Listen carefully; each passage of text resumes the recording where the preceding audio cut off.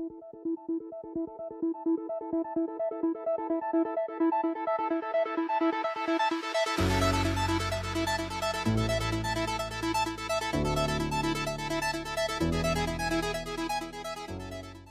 selamat pagi, selamat siang, selamat sore, selamat malam, selamat datang kembali di channel Kawan Review. Seperti biasa, kalau kalian sudah melihat video ini berarti sudah ada ulasan film atau mungkin serial yang udah kalian tonton atau mungkin belum kawan-kawan tonton dan aku rekomendasikan.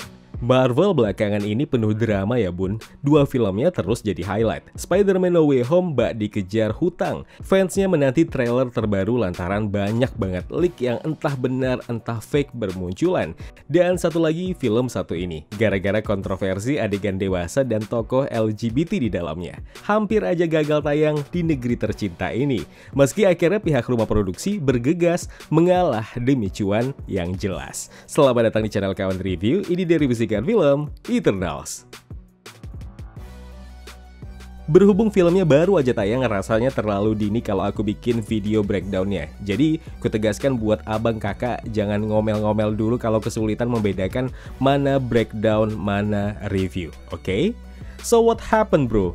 Eternals akhirnya resmi tayang di Indonesia kan, meski dengan drama ya berjelimet lah. Dan setelah aku tonton, ternyata beberapa teori sebelumnya ada yang benar dan banyak juga yang salah. Nanti ku bahas. Kemudian debut Eternals ternyata mendapat predikat film MCU terburuk. Itu kata Rotten Tomatoes yang ngasih tomat busuk. Men, parah ya.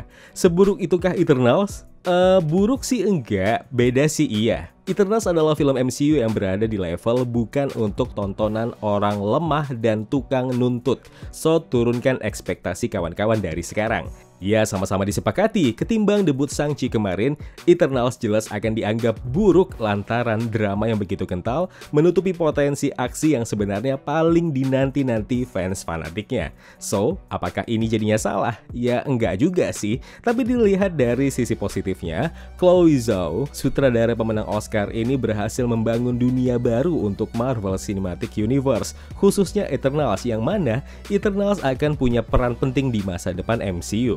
Oke, sekarang ku awali dulu dari hal yang baik dari film Eternals ini. Pertama, pengenalan tokoh karakter yang benar-benar tertata rapi. Sulit mencari celahnya, masing-masing dapat peran yang sama adil, meski potensi maksimal tokohnya tidak keluar semua. Paling enggak untuk film pertama Eternals ini awal yang cukup baik. Kemudian yang kedua, scoring dan visual sinematik yang mengagumkan. Tontonlah dalam format IMAX dan Dolby Atmos. Mamam tuh bajakan. Hal seperti ini nggak akan kalian dapatin. Wah serius, please nonton aja di bioskop deh, nggak usah nonton bajakan.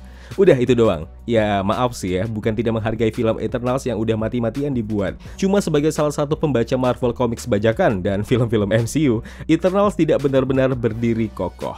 Oke, sekarang kita beralih ke poin-poin yang sebenarnya bukan jelek, tapi kurang pas dan kurang memuaskan aja.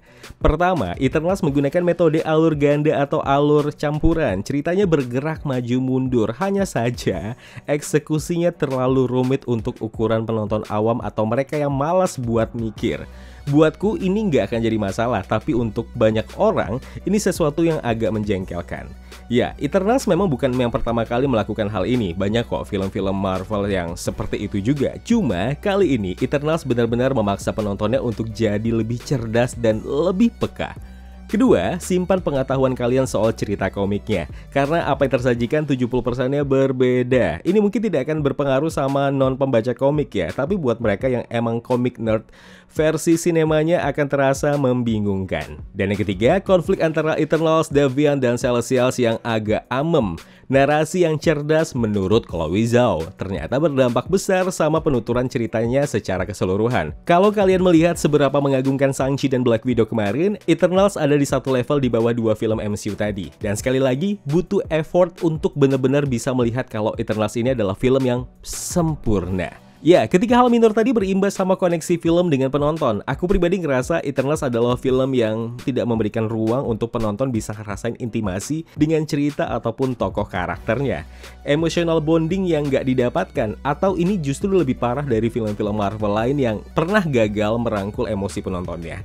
Oke, sekarang masuk ke beberapa teori yang salah. Konflik cerita Eternals kali ini bukan antara Eternals dan Deviant aja ya, tapi termasuk Celestials. Dan bahkan konflik antara para Eternals itu sendiri yang gak terprediksi sebelumnya. Kedua, tidak ada anggota Eternals yang membelok membangun kekuasaan seperti Drake lah misalnya. Ketiga, kekuasaan Deviant tidak sebesar teori sebelumnya. Eternals di debut filmnya ini lebih berfokus memperkenalkan awal mula mereka akhirnya berbaur dengan dunia manusia. Ya, 3 aja dulu lah. Kalian boleh tambahkan di kolom komentar. Nanti selengkapnya aku bakal ulas di video Spotlight Breakdown Eternals.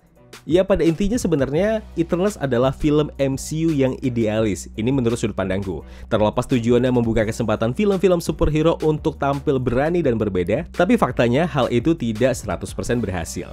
Soal kontroversi itu udah pernah aku bahas di video Spotlight. Kalau ditanya di sini ada atau enggak, ya jelas nggak ada. Hehe Bambang, ku sembah kaki LSF itu kalau ada film luar yang benar-benar eksplisit menayangkan adegan seks dengan rating PG-13. Tunjukkan sama aku.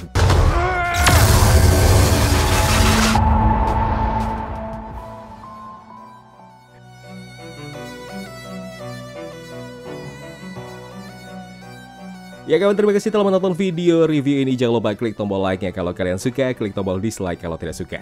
Klik juga tombol subscribe dan bel notifikasinya biar nggak ketinggalan review-review film terupdate lainnya. Kalau gitu aku Zain pamit undur diri, terima kasih, jaga kesehatan tetap negatif, dan jangan lupa jaga jarak.